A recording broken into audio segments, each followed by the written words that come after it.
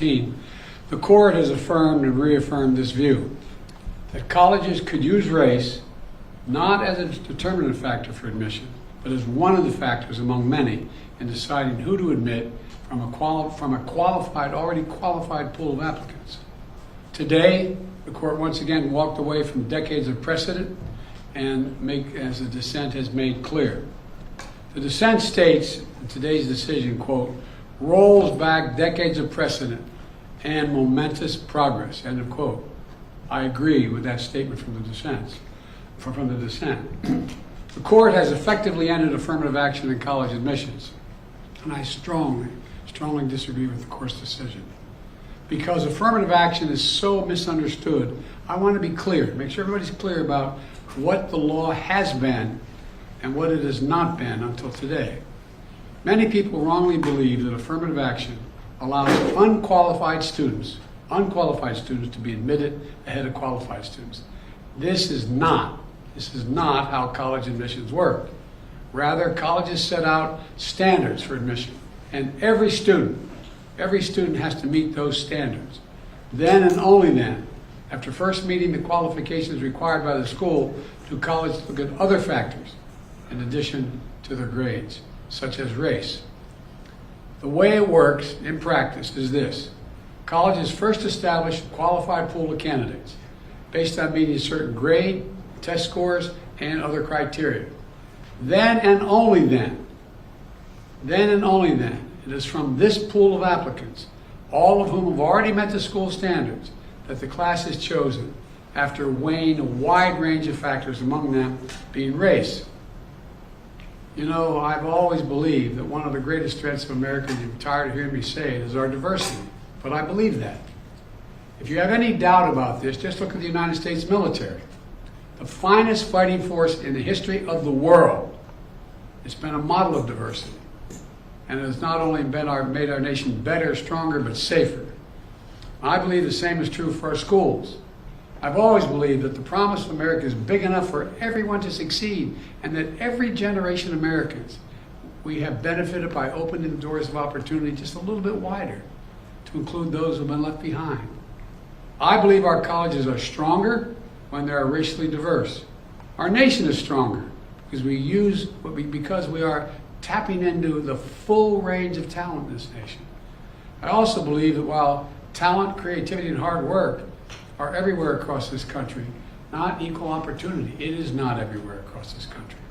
We cannot let this decision be the last word. I want to emphasize, we cannot let this decision be the last word.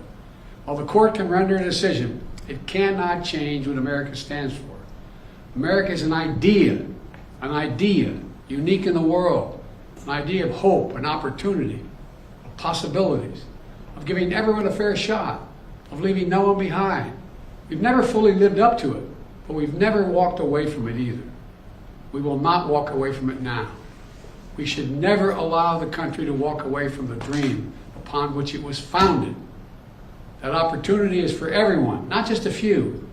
We need a new path forward, a path consistent with a law that protects diversity and expands opportunity. So today I want to offer some guidance to our nation's colleges as they review their admission systems after today's decision. Guidance that is consistent with today's decision. They should not abandon, let me say this again, they should not abandon their commitment to ensure student bodies of diverse backgrounds and experience that reflect all of America. What I propose for consideration is a new standard, where colleges take into account the adversity a student has overcome when selecting among qualified applicants. Let's be clear, under this new standard, just as was true under the earlier standard, students first have to be qualified applicants. They need the GPA and test scores to meet the school's standards. Once that test is met, then adversity should be considered, including students' lack of financial means, because we know too few students of low-income families, whether in big cities or rural communities, are getting an opportunity to go to college. When a poor kid, maybe the first in their family to go to college, gets the same grades and test scores as a wealthy kid, whose whole family's gone to the most elite colleges in the country, and whose path has been a lot easier. Well, the kid who faced tougher challenges has demonstrated more grit, more determination, and that should be a factor. that colleges should take into account in admissions, and many still do. It also means examining where a student grew up and went to high school. It means understanding the particular hardships that each individual student has faced in life, including racial discrimination that individuals have faced in their own lives. The court says, quote, "Nothing in this opinion should be construed as prohibiting universities from considering an application's discussion of how race has affected his or her life, but be it through discrimination or inspiration or otherwise," end of quote. Because the truth is, we all know it, discrimination still exists in America. Discrimination still exists in America. Discrimination still exists in America. Today's decision does not change that. It's a simple fact. If a student had to overcome adversity on their path to education, college should recognize and value that. Our nation colleges and universities should be engines of expanding opportunity through upward mobility. But today, too often, that's not the case. Statistics, one statistic, students from the top 1% of family incomes in America are 77 times more likely to get into elite college than one from the bottom 20% of family incomes. 77% greater opportunity. Today, for too many schools, the only people who benefit from the system are the wealthy and the well-connected.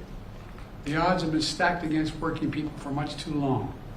We need a higher education system that works for everyone, from Appalachia to Atlanta and to far beyond. We can and must do better, and we will. Today, I'm directing the Department of Education to analyze what practices help build a more inclusive and diverse student bodies and what practices hold that back.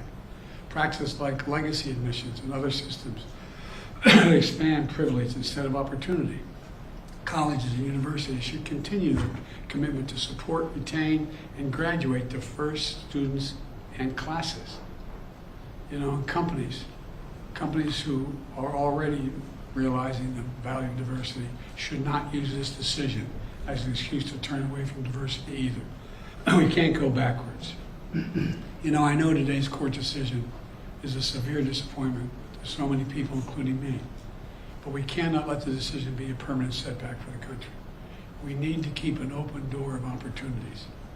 We need to remember that diversity is our strength. We have to find a way forward. We need to remember that the promise of America is big enough for everyone to succeed. You know, that's the work of my administration, and I'm always going to fight for that. And I want to thank you all. And I know you've been told I have a helicopter out there waiting to go up to do an interview in New York.